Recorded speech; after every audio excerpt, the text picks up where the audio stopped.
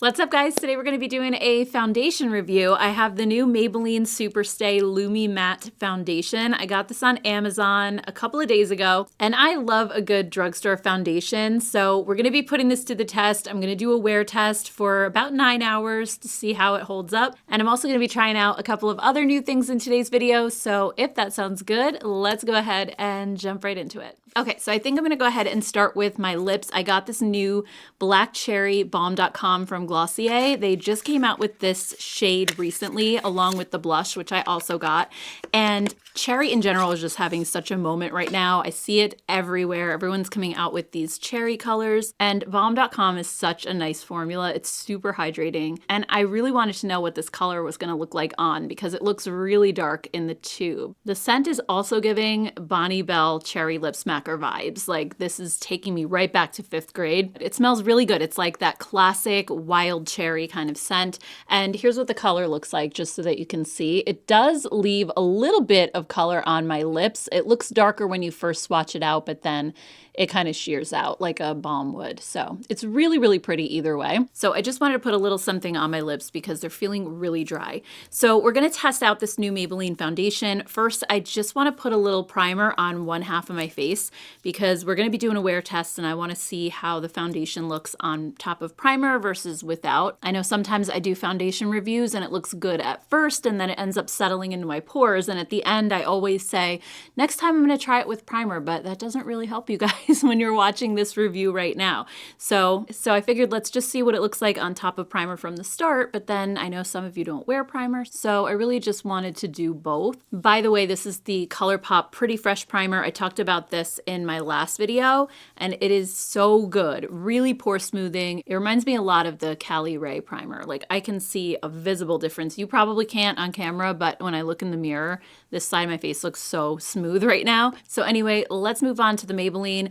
I got it in the shade 112. I ordered it on Amazon, so I really wasn't sure, but it looked like it was going to be a pretty decent match. And this is called the Lumi Matte Foundation. So it's supposed to have like 30 hours of wear or something crazy like that. Not that anybody wears a foundation for more than a day. And technically it's supposed to have a matte finish, but also be a little glowy, which I guess is where the Lumi Matte comes in. It also has amino acids in the formula, so it's supposed to be, I guess, a little more hydrating, good for dry skin. So I'm just pumping a little bit on the back of my hand. I just want to show you what this color looks like. So again, this is shade 112. I think it looks like it's actually going to be okay for me. It's not a bad shade match. I don't think it's too dark and it's not too yellow either. I'm just going to put a little bit on my face because that's really the true test. I don't know if my hand is exactly the same color, but I think it disappears pretty well into my skin. I think this was a good color choice. I was about to go with 115 and then I thought that one might look a little bit too deep. So, all right, so I'm just going to go ahead and pat this in with a sponge. The reason I'm using a sponge versus a brush is because foundations that claim to be long wear can sometimes be a little bit drying, even though it says it's not. I just find that I usually like the finish of those better, like the Estee Lauder Double Wear, for example. I like it with a sponge a lot more than I like it with a brush. If I were applying a skin tint or something really dewy, then I would use a brush most likely because a sponge would shear it out way too much and I would get less coverage. But in the case of a matte foundation and something that has a little bit more coverage, I believe this is supposed to have medium to full. I just like sponge application a lot better. So as I'm applying this, that went on beautifully on top of the primer. My skin looks amazing. This is so undetectable. I'll just show you like half my face. It does have decent coverage. I would say it's about medium. It took down any redness. It hides my sunspots, not completely, but they don't look nearly as prominent as they do over on this side. It looks flawless. Like, I just tried a $57 Dior foundation in my last video, and this is looking just as good as that does, honestly. I know I mentioned that the new Dior Hydra Nude reminds me a lot of the Estee Lauder Double Wear. This does too, maybe even more so, because I think the Dior foundation is a little bit more hydrating than Double Wear, but this truly feels like that. It's incredibly thin. It just goes on like a second skin. It just sinks right in. It's not sitting on top. It almost feels like a serum. That's how thin this is. So looking in the mirror so far, I do like it a little bit more on top of the primer than without, but even without the primer, it looks really good. Yeah, so I think this is a really good shade match too. I don't feel like I really have to drag it down my neck too much. It feels like it matches really well. I think the side with the primer does look a little bit better just just because I can see less pores and texture on that side. But even the side without the primer, I think this is sitting so nicely. It doesn't look cakey, it's not heavy, and it also doesn't look dry. I mean, I did use skincare right before this, and I made sure to moisturize well. It might look just the slightest bit dry on the bridge of my nose and on my chin, which are my normal trouble spots where I have a little bit more rough texture. But on the rest of my face, I think this looks so smooth, and I don't think that I need to set this at all. I have dry skin, so generally I don't set my foundation, but even if you don't, it almost seems like one of those more self-setting formulas like Estee Lauder Double Wear, because it just sinks in so quickly, it dries so fast, there's no tackiness. My skin just feels completely dry. All right, so we're gonna move on, but I am really impressed with this so far. I think it could be a potential dupe for Estee Lauder's Double Wear. We're just gonna have to see, I guess, how it wears throughout the day. So let's move on. I do have the new Glossier Black Cherry blush as well. This is the Cloud Paint, which I really love. Their bronzer in particular is one of my favorites. It's so seamless and pretty, but I wanna show you what this color looks like. And it looks really scary when I squirt it out of the tube, especially for someone like me who has a really fair skin tone, but we're going to apply this very sparingly. So I have it on the back of my hand already. I'm just gonna dip in from that. This is the Cream and Liquid Blush Brush number 204. So I'm just picking up the tiniest amount of product and I'm gonna just dab it on my cheek and kind of test it. All right, hopefully I didn't pick up too much. I'm flipping the brush around to the other side and I'm just gonna quickly blend that out. These do dry somewhat fast, so you wanna just be prepared to blend right away. But this color actually comes off very natural looking. It gives that I just came in from the cold sort of vibe. And I know that was really popular. Was it last year that everybody was doing the cold girl makeup? That could have even been the year before. I don't know, it seems like a while ago. But I think a red blush can be so flattering on a lot of people. It looks really scary when you first look at it, but I always say if you start out slow, you can always just add more, but it's harder to take it away if you put too much. So I usually like to use as little as possible and then build from there.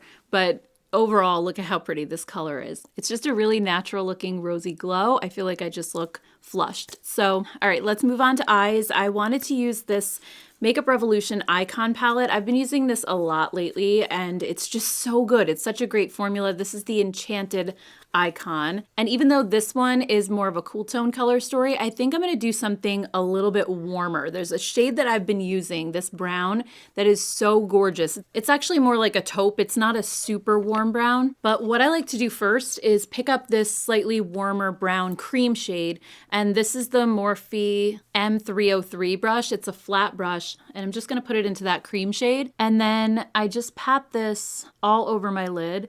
And these creams are so silky. They blend out with almost no effort and they create such a nice base for the other shadows to go on top of. And this is like a 2-color look that I've been doing lately. So I just put the cream shadow down first and just kind of pat that in. And then this taupey shade is the one that I've been using. So I'll swatch it and show you guys what it looks like. It's next to the blush swatch, so just ignore that. But like, look at how beautiful that is. It just has the most gorgeous shine. It's really metallic and super pigmented and it's really smooth. So I usually just pick that up on my ring finger and just pat it right on top of that cream shade. And the cream kind of helps it to grip a little bit. It almost acts like a primer. So I just pat this all over my lid. And that's basically it. You could just leave it like that. Or if you wanted to just add a little bit of depth, you could take something like this warm brown matte down in the bottom here and just put a little bit of that right in your outer corner and just blend that in circles just to kind of give a little bit of lift. It just kind of amps up the look a little bit more, but I feel like that's totally optional. I don't use that most of the time. I just use these 2 colors. So again, I'm just going to put that cream shade down really quick and then pop this color right on top.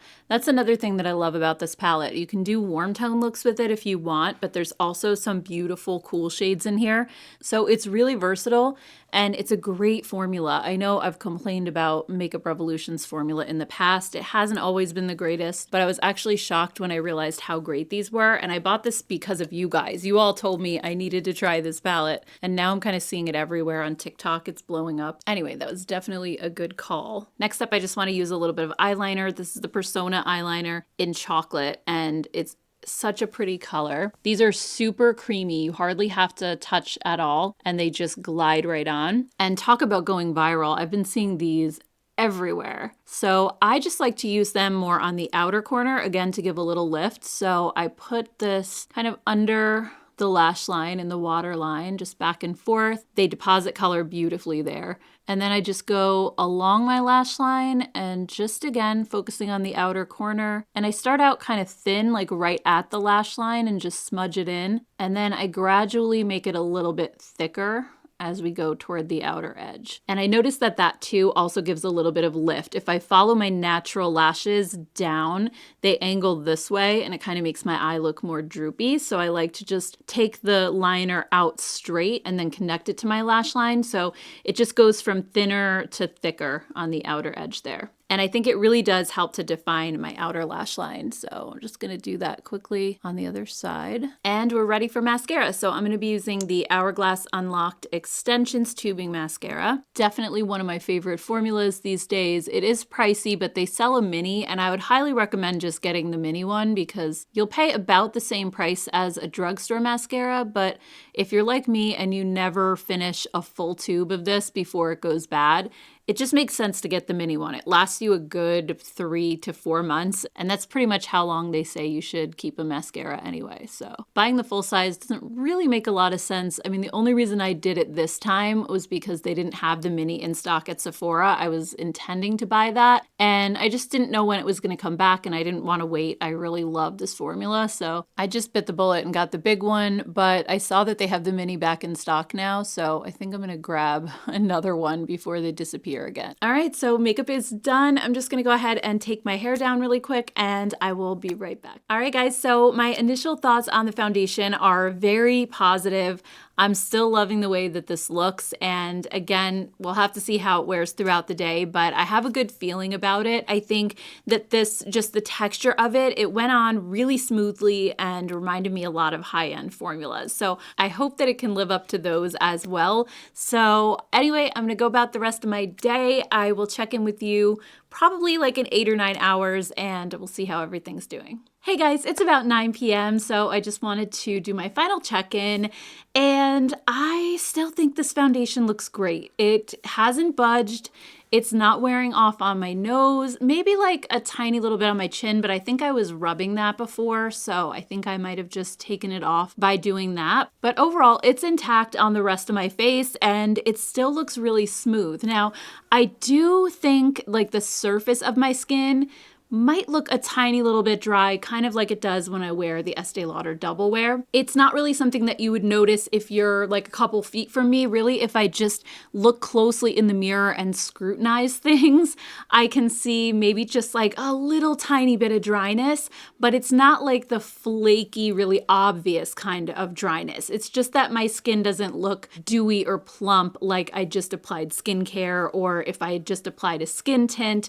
It's not like that. It's a little bit more of that drier matte look. But I think because this foundation is so thin, there's no cakiness to it. It doesn't look like a mask, or it doesn't look heavy, and it really just looks like my skin, which I love. I think that's amazing. One thing I would recommend if you're going to use this is make sure that your skin is exfoliated, because it might like grab to those little flakes that might be on your skin if you haven't exfoliated in a while. So just keep that in mind. Like, I would make sure you're freshly exfoliated and also like have a lot of moisture in your skin before you apply this. And I think it'll end up looking really seamless. Also, I think the Cloud Paint blush held up pretty well. I can still see it. It's still going.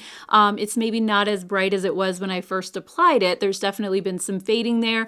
Same thing with the Revolution eyeshadow. It's still there. It still looks pretty good, but there was like, you know, a little bit of fading. It doesn't look quite as vibrant, but overall, I mean, they held up pretty well. I did just reapply the lip balm because that was gone a long time ago, because it's just a lip balm. So overall, I don't really have anything negative to say about any of these products. I think they performed really well, and especially this foundation. I'm really excited to continue using it. I may actually mix it maybe with a drop of moisturizer next time and just see if that helps with the little bit of dryness that I'm seeing. But I think especially heading into like the spring and the summertime when my skin isn't super dry and I want my foundation to last a little bit longer, this is going to be so perfect because it doesn't have that greasy texture where it feels like it's going to slide off my face in humidity. And I think it's gonna look even that much better when my skin is more like normal to dry than fully dry. So anyway, guys, I wanna thank you so much for being here and for watching this video. I truly appreciate it. And if you'd like to see some more drugstore makeup reviews on things that have already come out this year, I'll put something right over there that you could check out next. Thank you so much, guys. I hope you have a great rest of your day, and I'll see you all in my next one. Take care.